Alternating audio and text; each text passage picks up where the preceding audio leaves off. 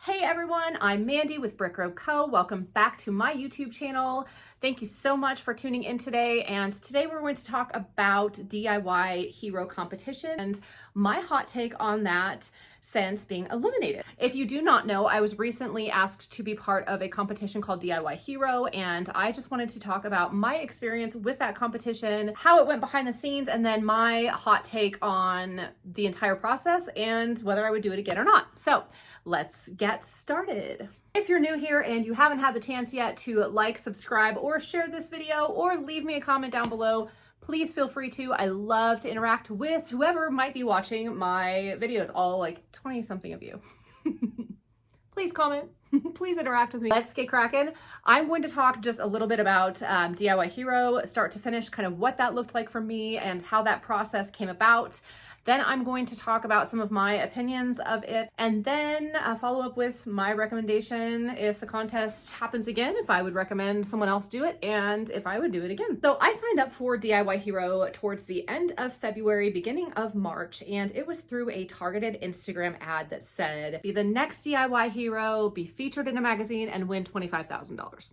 So I'm like, well, sure, why not? I signed up and it was a very easy application process. I waited and heard back via text message and it said, congratulations, you're in, you've made the cut. I'll put that text right here. And then it was up to me to kind of just do my research and prepare for what I could on my end. I did start by vetting the host, Mark Bowe, and he is the host of Barnwood Builders, affiliated with Magnolia Network, and all the digging I did returned positive results. I didn't see any scams or anything that I felt was sketchy. I did review all of the terms, rules, pretty much every page of the website that I was able to review at that time.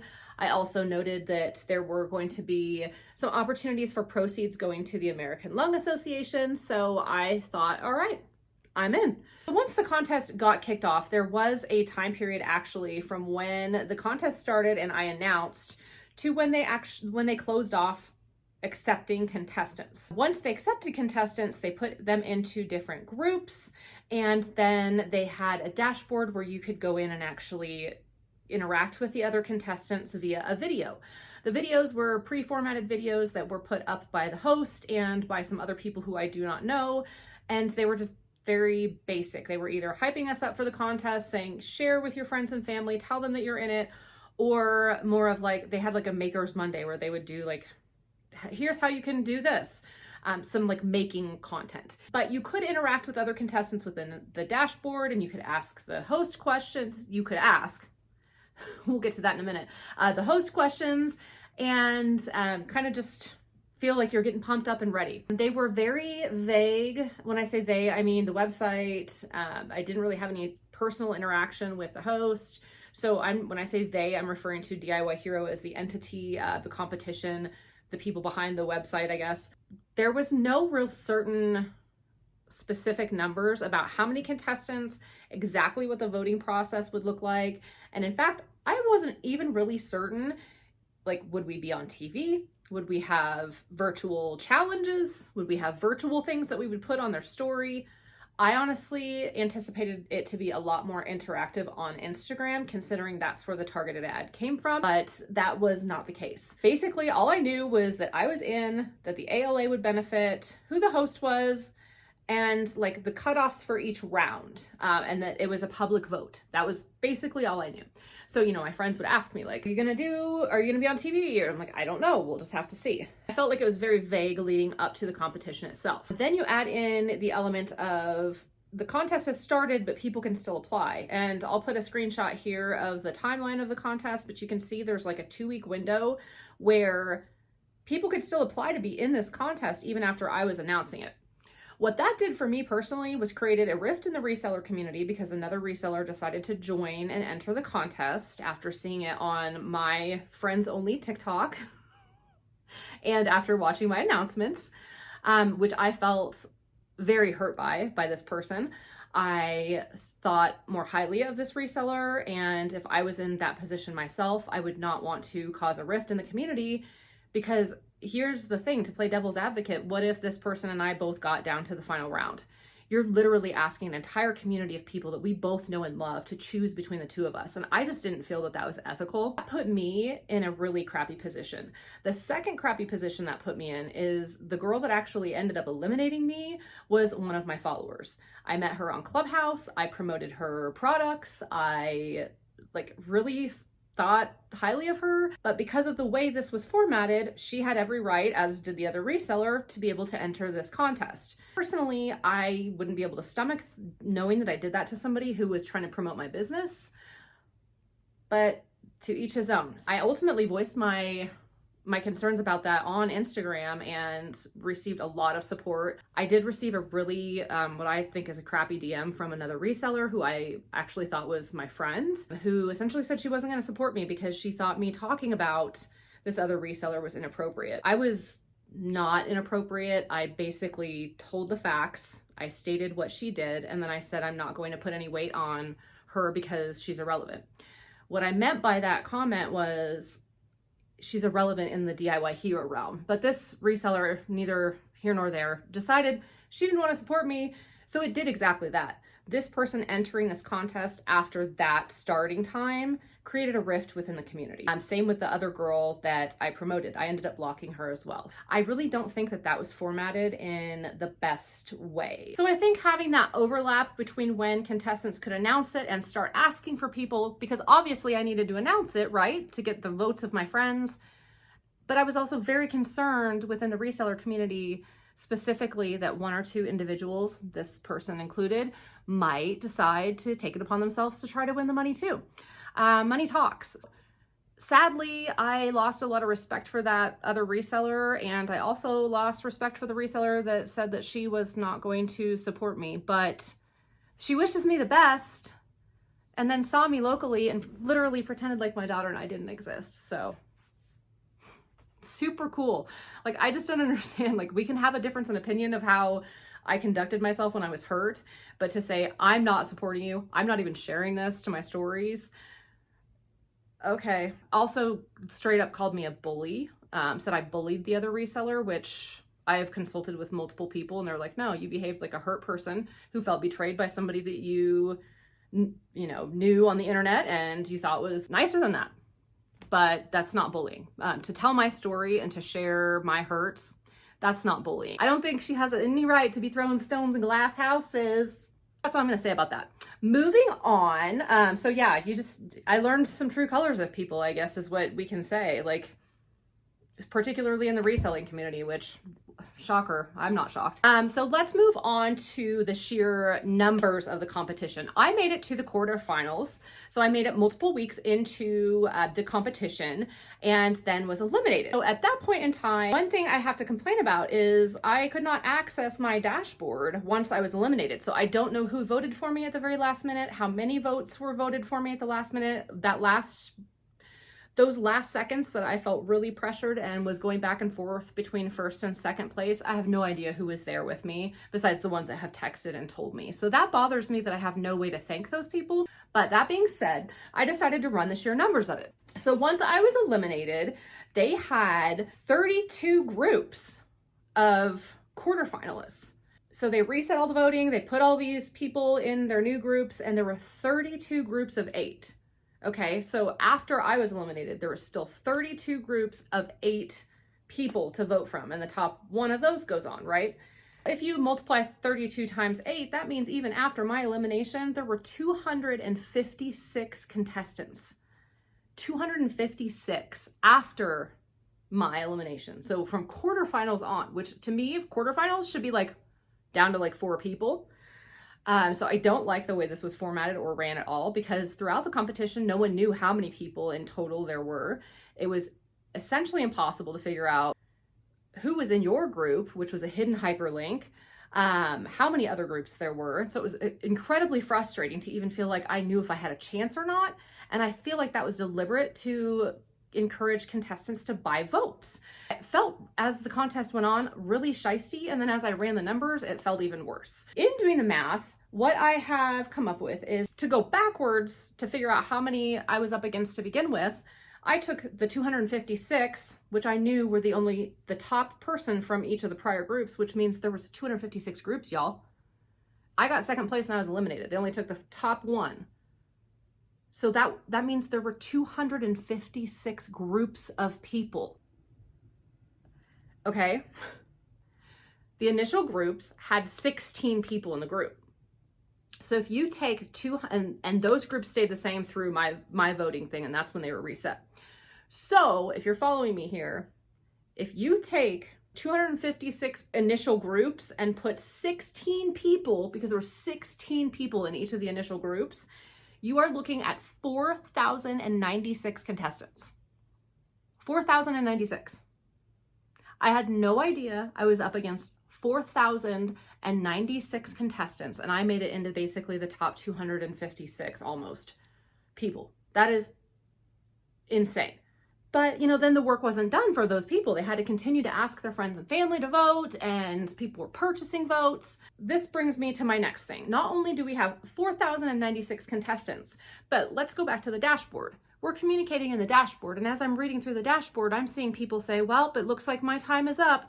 When I was still in it. My family has donated over $2,000 in votes. Well, looks like my time is up. I'm in 6th place, but my family donated over $1,100. Let's do some more math. Now, obviously, this number is just a hypothetical number based off of the contestants that I saw and the numbers that I ran, all right? So we don't know how many votes each contestant voted or paid for. I know my number was less than $1,000 based off of what I was able to keep track of prior to me being eliminated. And I highly doubt that anybody dropped out $400 and something on me at the very last minute. So I don't feel like I was on the high end of the donations as far as my friends and family. So let's run a hypothetical. If every single one of those 4,096 contestants only donated $500 in votes. Obviously, the contestants that went on, their family probably paid and friends probably paid more in votes than that. People that were eliminated wouldn't continue to buy votes. So based off of the information that I saw where families said 1,000, 2,000, knowing that I did well under 1,000 going into the quarterfinals, I came up with, let's just say each contestant, their friends and family donated $500, right? That puts DIY Hero making $2,048,000. $2,048,000. This money says that it's for the ALA and for the prize money. $2,048,000 minus the prize money of $25K still leaves $2,023,000 left. Now, the official rules of the contest state that they will donate no less than 75% of the total prize money. So let's take that hypothetical $2 million prize money and see what 75% of that is and see how much money is left over. So legally, they're only obliged to donate to the ALA $1,536,000, leaving a profit of $513,000. So let's talk about this again. First of all, there were 4,096 contestants, which I think is completely absurd.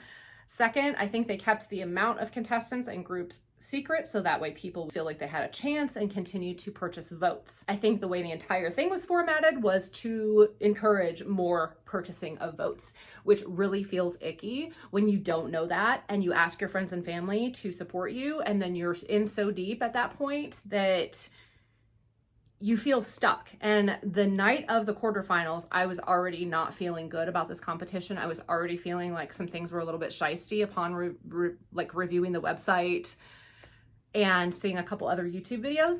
Then the caveat for me is when someone purchases a vote, they don't even get to use it as a tax deduction. DIY Hero gets to use that as a tax deduction.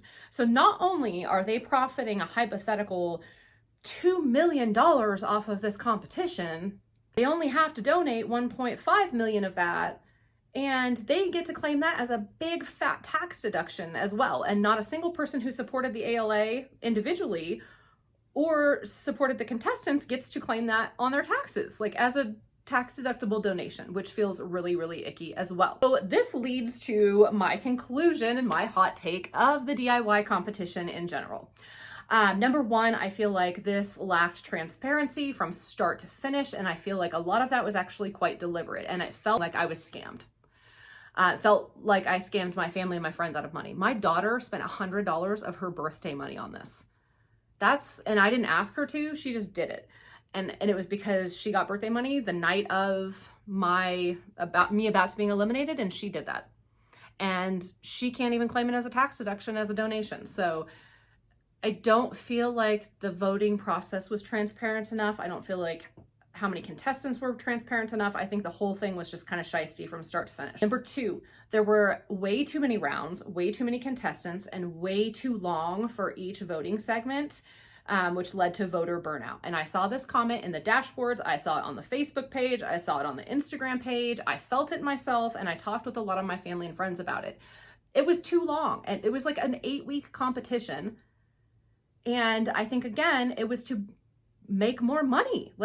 So it just feels really scammy at this point to me. I didn't even want to show people the competition schedule until 2 or 3 weeks in, because I felt like if I showed it in the beginning, they would be like, I'm not doing this. I have to vote every single day or purchase votes. So friendly reminder, you could get a free vote, but you had to have a Facebook account, which half of my family does not have. And half of the people that are, I would say, over 50 that have Facebook accounts had technical problems with logging on and the carryover of that. So they weren't even able to vote. No, I feel like it was a very ableist contest. I don't like the way it was run, pretty much start to finish. Dashboard itself, when you would ask Mark a question, you would get a very generic answer back. That sounds great. Keep it up. And there was nothing of relevance. One week we did get to ask him specific questions about the contest, and I specifically said, how many groups are there right now and how many people in each group? And I got the most politician answer I've ever gotten in my entire life. So that was the point that I started to feel like something's not okay, because they're not even telling the contestants exactly how this is going. You know, there's the purchase votes that they're claiming the tax deductions for, and they're not allowing it to be considered a tax deduction for the friends and family. I never asked personally for anybody to vote, purchase a vote for me, because I felt like it was gross. It felt gross and wrong. And even the people that did, they're like, oh, it's for a good cause. I'm like, yeah, but not the whole thing's for a good cause. And you don't even get to deduct it from your taxes. And it just did not feel good. My next take from this is it's not based on DIY talent. It is based on purchase votes.